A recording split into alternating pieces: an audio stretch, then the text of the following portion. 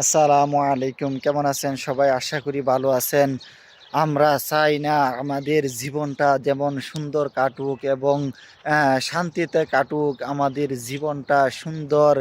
যেহেতু আমরা চাই অবশ্যই আমাদের জীবনটা সুন্দর কাটুক, আসুন না আমরা সবাই কি নামাজ পড়ি এবং কি সুন্নত গুলো মেনে চলি, তাহলে দেখবেন আপনার আমার জীবন সুন্দর হয়ে উঠবে এবং কি আল্লাহ রব্বুল আলমিনের রহমতে এবং বরকতে ভরপুর হয়ে যাবে ইনশাল্লাহ। তাই আসুন আপনি আমি সবাই ওই মহান রবের কাছে বেশি বেশি চাই আমাদের জীবন যেন সুন্নতে গড়তে পারি এবং সুন্নত মতে যেন আপনার আমার জীবনটা চলাতে পারি আল্লাহর রাস্তায় এবং আল্লাহর রাসূলের রাস্তায়, এবং আল্লাহর রাসূল যেভাবে করেছেন এবং আল্লাহ রব্বুল আলামিন যেভাবে হুকুম করেছেন, এইভাবে যেন আপনি আমি চলতে পারি। আল্লাহ রব্বুল আলামিন আপনাকে আমাকে সবাইকে তৌফিক দান করুক। আমিন আমিন সুম্মা আমিন।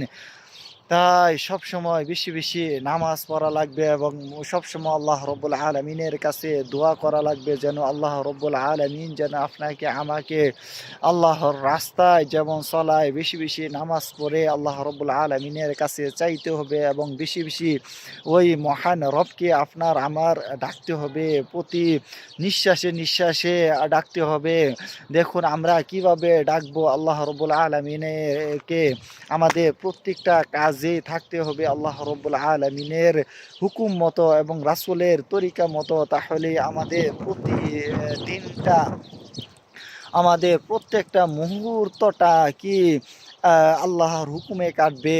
তা কি রাসূলের সুন্নতে চলতে হবে এবং সবসময় কালিমা আমাদের মুখে থাকতে হবে এবং সুন্নত মতো আপনি আমি যেমন চলতে পারি। আল্লাহ রব্বুল আলামিন আপনাকে আমাকে তৌফিক দান করুক, যেন আমরা সবাই সুন্নত মতো থাকতে পারি, আল্লাহ রব্বুল আলমিনের রহমতে যেন থাকতে পারি এবং বরকতে যেন থাকতে পারি। আসুন আপনি আমি বেশি বেশি আল্লাহকে ডাকি এবং বেশি বেশি নামাজ পড়ি, তাহলে দেখবেন আমাদের জীবনে সুখ এবং শান্তি চলে আসবে এবং রহমত চলে আসবে।